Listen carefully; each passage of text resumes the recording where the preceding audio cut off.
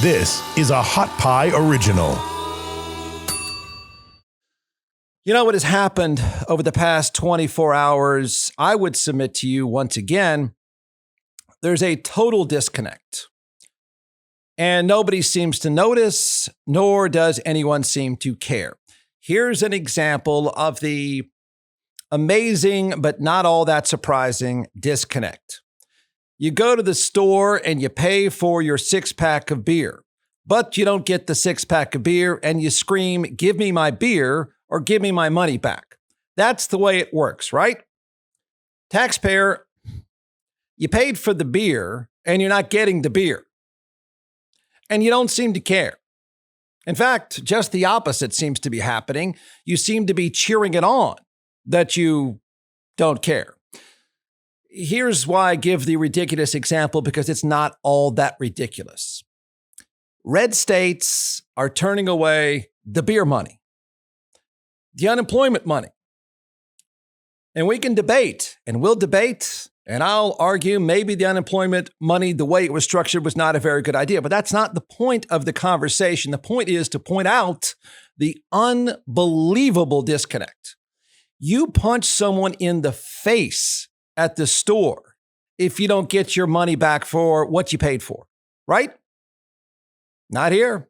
Not this example. So the red states turn away the money, brag about turning away the money, get political points for turning away the money, and you don't get to use the money.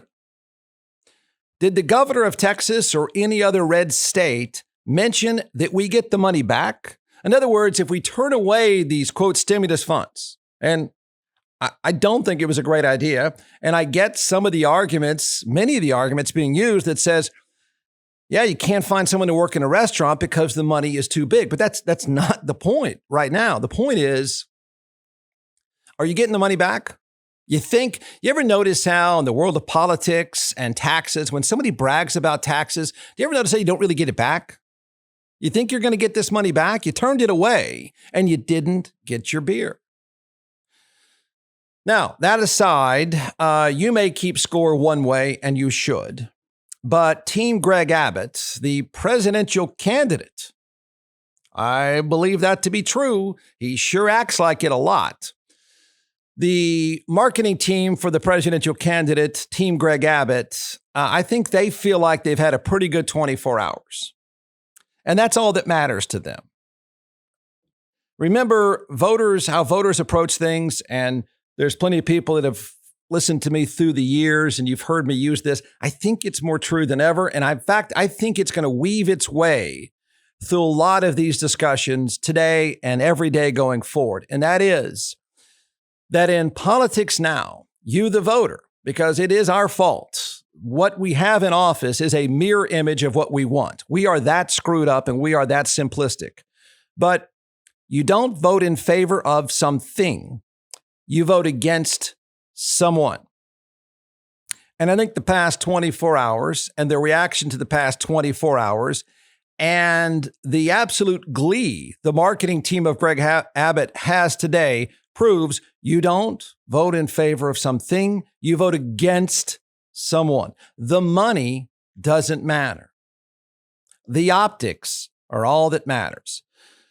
So what he was able to do, this is Team Greg Abbott, what he was able to do over the past 24 hours, a successful 24 hours in the candidacy of Greg Abbott. One, he generated the much needed publicity. I made the comment. In fact, I think I made the comment yesterday. Where is he?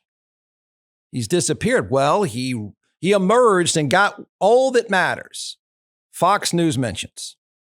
Hey, I'm here with John McClellan, the creator and founder of ATX Hot Sauce. And when I say that you started this, maybe not screwing around in your kitchen, but maybe not that far removed from screwing around in your kitchen. So talk about the creation, the process, the dream that came out of the pandemic. It's from Austin. From Texas. There's not a lot of hot sauces out there that are actually from here. There's a few great ones too.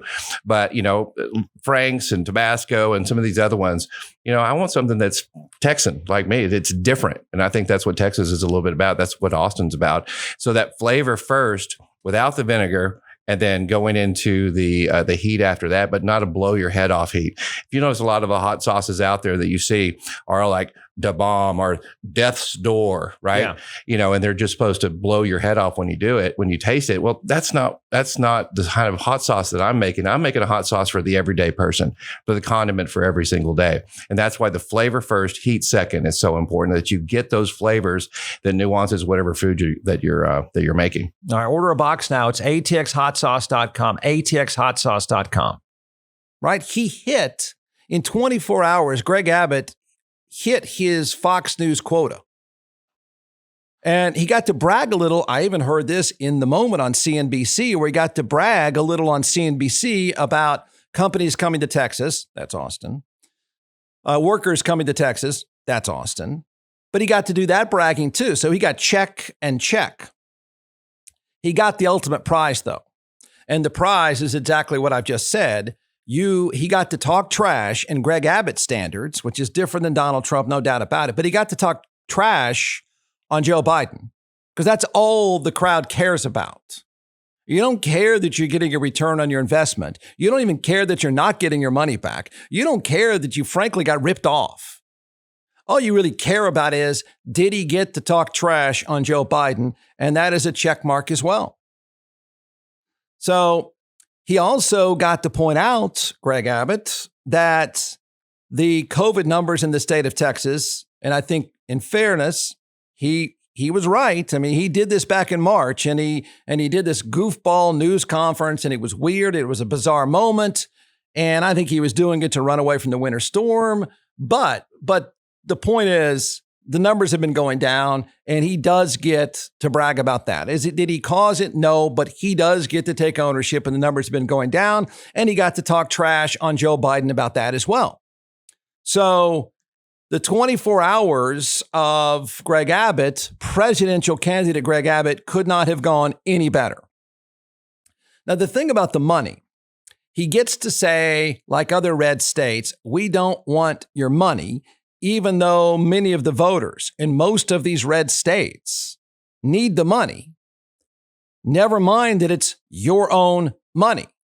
But to him and his marketing team, what's most important is the optics of turning it down. I get to turn it down. Nobody ever. I think I might be one of the few people that said, hey, listen, buddy, do you realize that was your money and you're not getting it back and you're paying for someone else? You cool with that? Would you at least like to say, if we're not going to use it, can I have it back? So now, that said, part of his argument that he made yesterday, I think some of us might agree.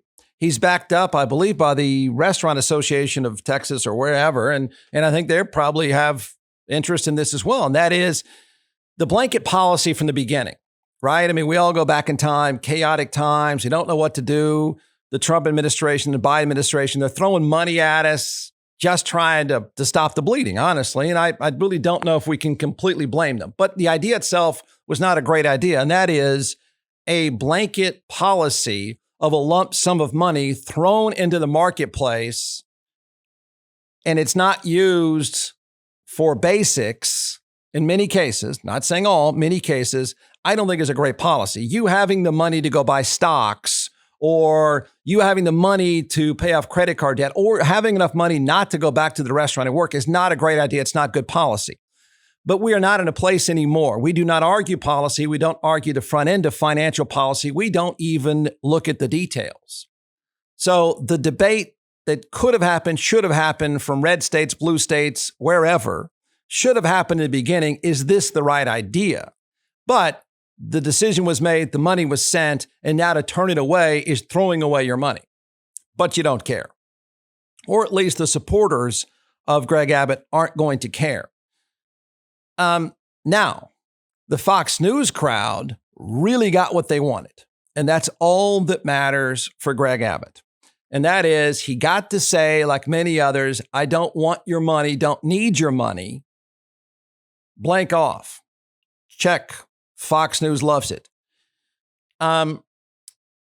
He scored points with his mask argument, and he gets to own this one too. I mean, honestly, the MAGA hats have to like this one, and I'm not sure he's completely wrong. He says, hey, look, even though it's it's a know-nothing mask policy. He gets to say, hey, I told you back, and he did this yesterday, I told you back in March that we're open for business and we're not going to do this mask thing. So what he got to say, even though it's kind of a meaningless policy, he got to say yesterday, again, as he's on his checklist of winning brownie points with Fox News, he got to say, listen, government employees cannot be forced to wear masks. If you want to do it on your own, go ahead. But he got to say that stuff. And most importantly, he got to push back on a ridiculous comment made by somebody, maybe Joe Biden himself, that called him a Neanderthal back in March. Greg Abbott got to talk trash on that one yesterday. And he got to push back. And he's not all that far off on that one. Just remember, though, the candidate scorecard, it's never, ever about your return on investment. The voter doesn't seem to care about the return on the investment. It's just about the optics of the 24-hour period and the scorecard, and that's the only measurement. The scorecard was Fox News mentions, and he had a good day, and his team, his marketing team, has to feel pretty good about it. And no one along the way is going to say, and by the way, Governor, how do they get their money back? From the Hot Pie Media Studios, JeffWardShow.com.